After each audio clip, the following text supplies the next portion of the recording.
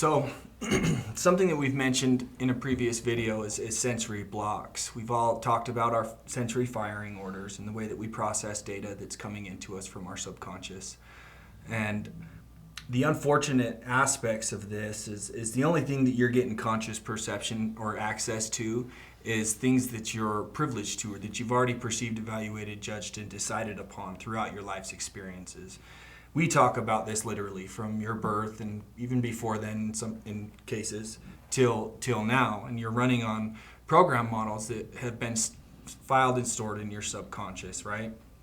And when we talk about your sensory firing order, throughout your life's experiences, you encounter events that are painful and hurtful and traumatic in a lot of instances. And you consciously choose to block out that information. And what we're talking about is each sense on the holographic human map has functions, and the sensory data coming into you from your world, the modes or channels that we use as human beings to receive this data, gets processed through these 6 different senses.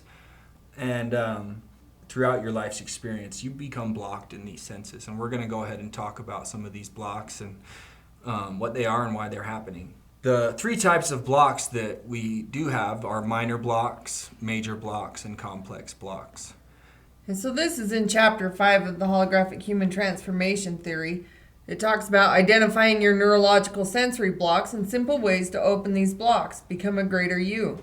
Open your internal pathway to success. Whenever we speak, think, feel, and do, we are communicating through our whole body system. We are holographic. The words we speak, the thoughts we have, the emotions we feel, the behaviors we display, all come from the brain, and all of them are connected throughout our entire body through our central nervous system and other body organs and systems. Learning the simple basics, the holographic human map will help you to know the exact sensory area of your blocked or limiting areas so you can address these and overcome your limitations and blocks. So you can identify these it's extremely beneficial to know your firing order to be able to identify where you're blocked and what's being processed so you can identify if it's a major, a minor, or a complex, and still using the words we speak, the body movements we have, the gestures we make can all help us identify those so we can work to open those senses up. There are many approaches to change and growth in our lives. Like any other, this takes consistency of application. Holographic human transformation theory is an approach which will assist you in becoming more and truly able to be. We are all incredible beings. No one is born to suffer and be miserable in life. Each being has great potential within. Life comes upon us and we begin to wonder, doubt, and question. Whether this approach to life is directed at our worldview or our self-view, we end up getting hurt by this. The human brain surpasses anything man has ever created. Our life's experiences are 50% data, and not all of this sensory data is pleasant. In fact, some of it is downright horrible and has hurt people for years of their life. Right, and I think it's important to just express that we are infinitely intelligent beings, and throughout our life's experience, that concept we've forgotten.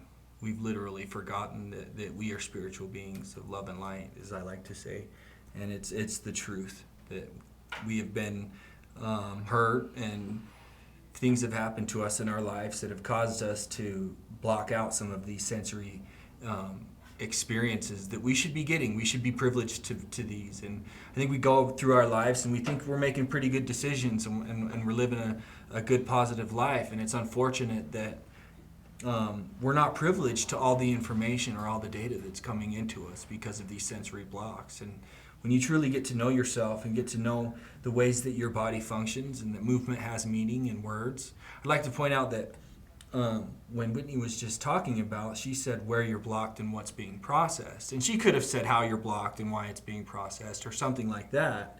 And we're talking about monitoring our own linguistics and just paying attention to the words we use. The simple fact that she chose to use the primary question of where and what could be indicative that she could do some work in those 2 categories, which it's pretty ironic that earlier this morning she was talking about being frustrated because of a sensory block in her strategies, which is the primary question of where. And so as you just become aware of yourself and the words that you use, it's a simple process to get to really know exactly what's going on with your mind, your emotion, and your body. I mean, it's really cool that, there's a structure, a pattern, and a process to being human. And really the holographic human transformation theory is a roadmap to getting to know ourselves, even though it's already doing its own function and purpose, and it's going on whether we're aware of it or not. These are the way things happen and work within us. And so by using this material and the holographic human transformation theory, we can consciously become aware of these so we can choose to change ourselves, because these programs and blocks really have a negative effect in our lives and the way we view our world and the way we view ourselves. And that's holding us back from a lot of sensory data that we could be open up to help us process things. If you, like he started talking about the different types of blocks, if I'm a functionist and I'm blocked in the sense of where, and I am at the time being, because I did a technique yesterday and really got to look at it. So based upon that block, I can either skip over that block and the next sense fired will process that. And so if I'm not processing the sense of where, it's still gonna go and it's gonna process in my next sense fired, which is which. So all that sensory information from the beliefs about how things work, the data compression programs, is going to get processed through my sense of actions and intuitions. And those data compression programs, it will still process actions and intuitions, and it will process my beliefs about how things work, including using the data compression programs of distorts by diminishing through actions. And then my self-view reference point becomes, I'm processing that through my decision sense of my self-view. And so it can start to get a little jumbled. And sometimes another cool way to read our body and using our linguistics, if you're asked a question, you say, I don't know, it's blocked from conscious access. That information and data is in there. It's just blocked from conscious access. You consciously don't know the answer. Mm-hmm. You're not even able to ask a question without knowing the answer to it. And if you're aware of your body language and have an understanding of this map and you're able to read it, you're going to gesture in that area and where the answer is going to be located. So if you're asking me a question and I'd say, I don't know, and I'm moving my left hand, it's going to be located in my actions and intuitions. Right. Or as we do these techniques and you're looking, even if you're not doing a technique and you're looking to strategize, and you can't come up with a new healthy strategy, or you're struggling, you can literally move your left leg and just wiggle it around again. It's going to get that part of your central nervous system moving, and it's going to open up access to that sense so you can help process. Right. What we're describing here is that movement has meaning. Movement has meaning. Any physical aspect of your body and the expressions that you use with it have meaning. If you're just learning this or just hearing this for the first time and you're going, yeah, right, or whatever, get the holographic human map, get to know that it's different senses and its functions, and actually test this information, because it's a trip to watch it play out in your life. I mean, when I'm talking about something that I'm really standing upon and I'm believing, I have a tendency to tap my right foot, and that's in my functions, my purpose, my beliefs in character. If I'm expressing somebody or relating some information to somebody, even as you watch us on camera and you look at that holographic human map, we might be nervous and not moving, but even micro movements count, right?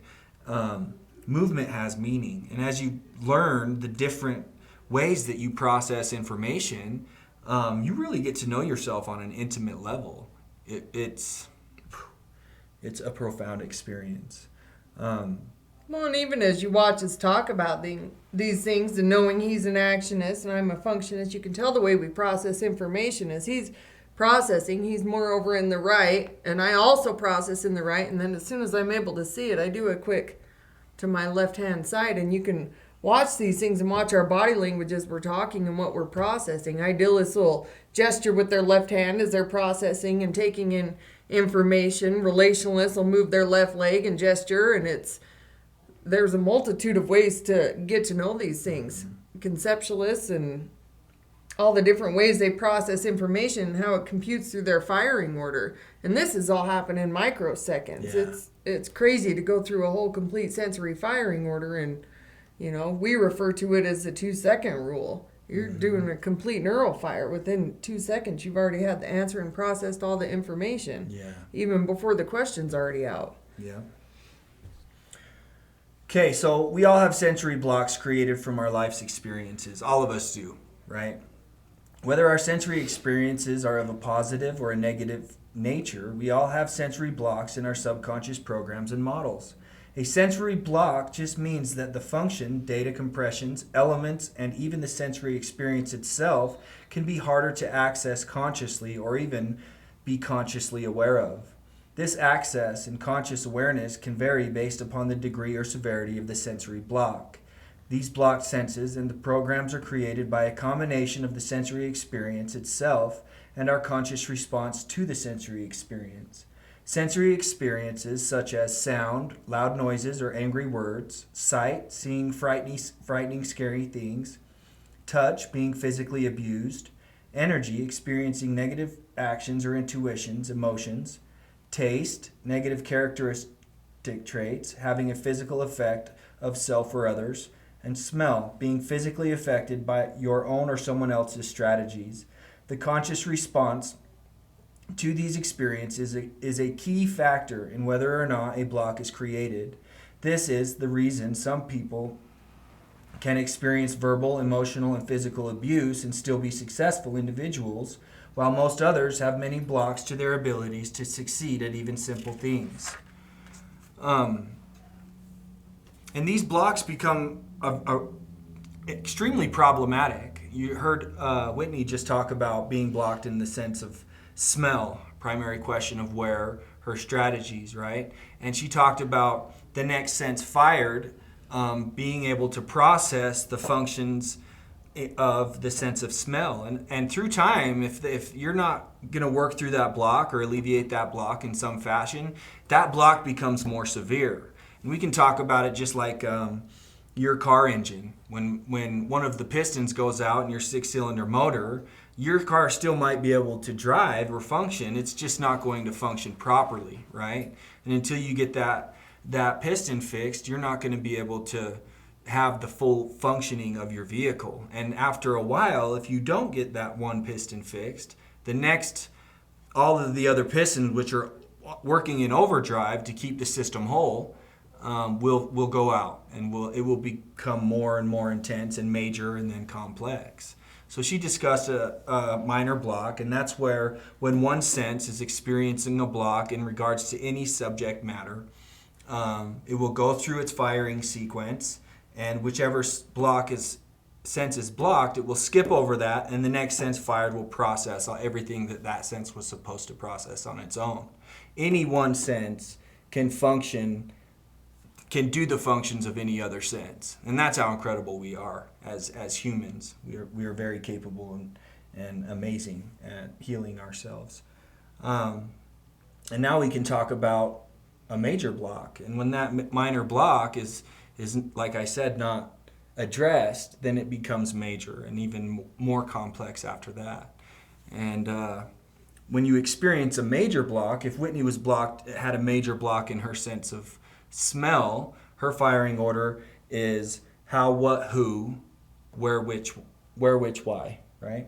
And a major block, she would fire how, what, who, and she would go to fire in her sense of smell, where, and it would literally backfire, right? And it would backfire back through what, or who, what, how, and it would start at her original starting point. And she would miss not only the sense of smell, she would also miss the sense of sight and energy, and anything that came up after to her conscious mind after the block would be negative or positive in nature, depending on which it was coming in before then. So if she's having a positive experience in her daily life in regards to a subject, and she encountered in her experience in the world, what she was getting from her world, she encountered something that triggered the sensory block, then it would backfire and go back through her firing order, and she would miss out on 3 whole senses worth of data So she's only operating literally on half of her capacity as a human being in regards to that subject matter. And it gets a lot more intense from there. One thing that's really interesting about this is that when we encounter these major blocks, when I say subject matter, I mean, you could be operating fine all day long. I mean, I have instances in my own personal life where I'll be having a great day and everything will be going along fine, and I'll be productive and progressive in the things that I'm thinking about and my emotions. And then I could be having a conversation with somebody where, as an actionist, something that they say or do will trigger a block or a dysfunction within me personally. And it'll backfire, and then all of a sudden I'll be having a conversation. And this happens extremely fast. 0.22 of a second, you go through a firing sequence, right? 0.22 of a second. So that's like 4.5 cycles per second. So you can imagine how fast this happens. And if you've ever been in a conversation where all of a sudden you just kind of start feeling awkward and negative and you want to leave, this could indicate that, it was going great and now it's not. So something within me has been triggered. A past reference situation or a traumatic event has been triggered, and I have something I can address or work through, right? For me, monitoring my emotions in my present really helps me, because those are my reference senses. My which and my who are my reference senses. So as an actionist, if I'm going along fine and then at some point throughout the day I start experiencing emotions that are negative in nature, I get to pause and think and stop and question and say, you know what is this emotion about, and why is it happening, and who does this remind me of, and where does this remind me of, and how does this remind me of that, and use the primary questions to get down to the bottom of my current emotion, and then come up with theories and dialogue theories about what I can do to change. I'd just like to express how important it was for me in working through my addiction to drugs and emotions and behaviors, to really get to know my body language and the way that this holographic human transformation theory map applies to myself and everybody else. I mean, this applies across the board to all human beings. And if you think this is something that isn't unique to you, think again. This is a great way to alleviate yourself of a lot of the pain and hardships that you endure on a daily basis. And if you're not happy and you're not, experiencing joy consistently in life, you don't know who you truly are, and you've lost sight of that. You've lost touch with that. And this material saved my life. It saved my life, and give it a chance. It's great stuff.